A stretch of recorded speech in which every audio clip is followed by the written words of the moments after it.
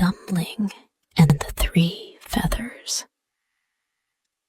Once upon a time, there lived a king who had 3 sons.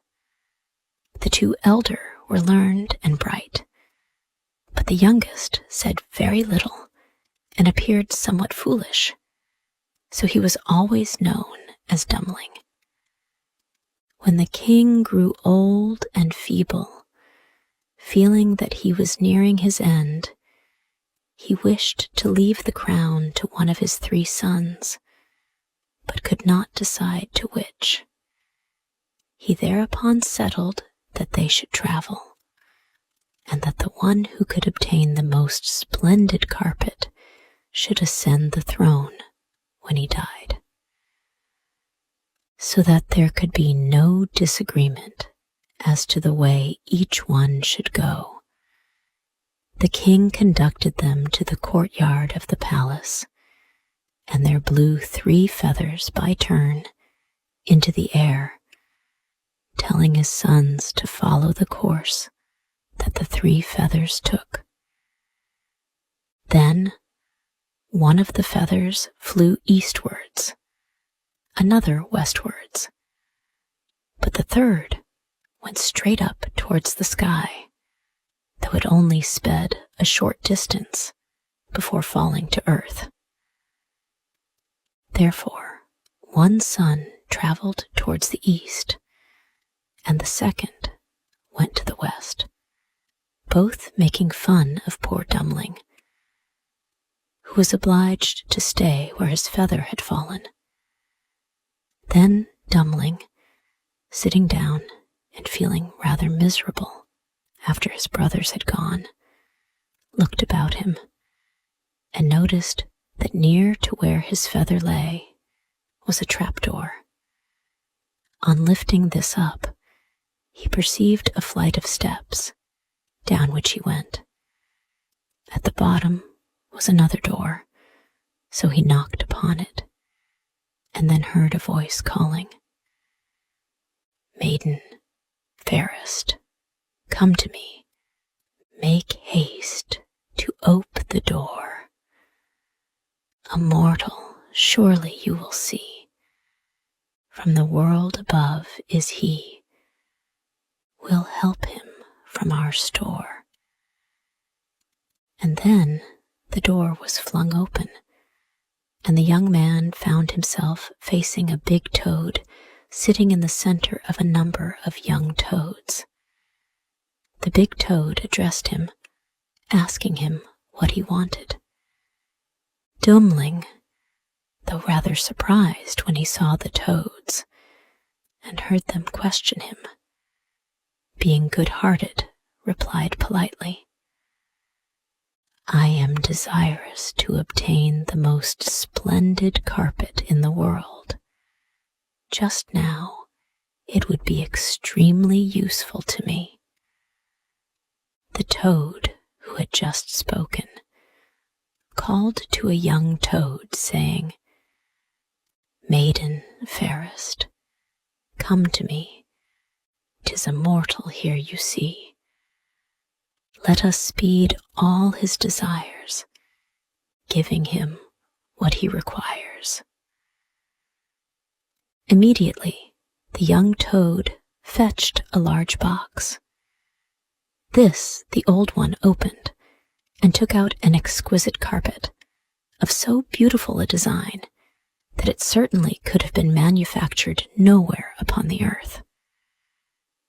Taking it with grateful thanks, Dumpling went up the flight of steps, and was once more in the palace courtyard. The 2 elder brothers, being of the opinion that the youngest was so foolish that he was of no account whatever in trying to obtain the throne, for they did not think he would find anything at all, had said to each other, "It is not necessary for us to trouble much in looking for the carpet." So they took from the shoulders of the first farmer, they came across a coarse shawl, and this they carried to their father. At the same time, Dummling appeared with his beautiful carpet, which he presented to the king, who was very much surprised and said, "By rights, the throne should be for my youngest son." But when the two brothers heard this, they gave the old king no rest, saying, "How is it possible that Dummling, who is not at all wise, could control the affairs of an important kingdom? Make some other condition, we beg of you." "Well," agreed the father, "the one who brings me the most magnificent ring shall succeed to my throne." And once more he took his sons outside the palace. Then, again, he blew 3 feathers into the air to show the direction each one should go. Whereupon the 2 elder sons went east and west, but Dumblings flew straight up and fell close by the trapdoor. Then the youngest son descended the steps as before, and upon seeing the large toad he talked with her, and told her what he desired. So the big box was brought, and out of it the toad handed him a ring, which was of so exquisite a workmanship that no goldsmiths could equal it. Meanwhile, the 2 elder brothers made fun of the idea of Dummling searching for a ring, and they decided to take no needless trouble themselves. Therefore, finding an old iron ring belonging to some harness, they took that to the king. Dummling was there before them with his valuable ring, and immediately upon his showing it, the father declared that in justice the kingdom should be his. In spite of this, however, the 2 elder sons worried the poor king into appointing one test further before bestowing his kingdom, and the king, giving way, announced that the one who brought home the most beautiful woman should inherit the crown. Then Dummling again descended to the large toad and made known to her that he wished to find the most beautiful woman alive. "The most beautiful woman is not always at hand," said the toad. "However, you shall have her." Then she gave to him a scooped-out turnip, to which 6 little mice were attached. The young man regarded this a trifle despondently, for it had no great resemblance to what he was seeking. "What can I make of this?" he asked. "Only place in it one of my young toads," replied the large toad, "and then you can decide how to use it." From the young toads around the old toad, the young man seized one at hazard and placed it in the scooped-out turnip. But hardly was it there when the most astounding change occurred, for the toad was transformed into a wondrously lovely maiden. The turnip became an elegant carriage, and the 6 mice were turned into handsome horses. The young man kissed the maiden and drove off to bring her to the king. Not long afterwards, the 2 brothers arrived.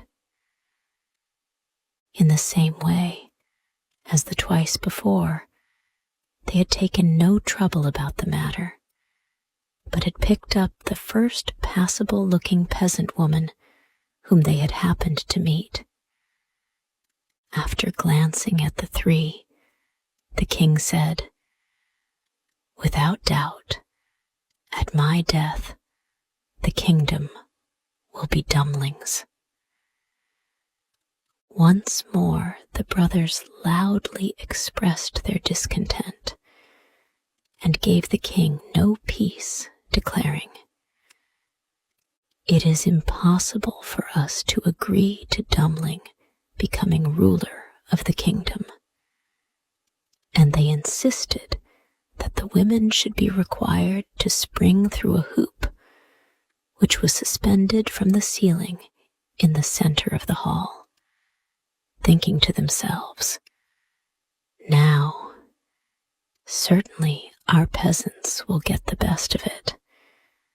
They are active and sturdy, but that fragile lady will kill herself if she jumps."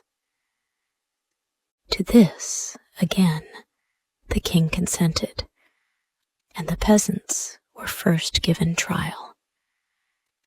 They sprang through the hoop, indeed, but so clumsily that they fell, breaking their arms and legs. Upon which the lovely lady whom Dumpling had brought home leapt through as lightly as a fawn, and this put an end to all contention. So the crown came to Dumpling, who lived long and ruled his people temperately and justly.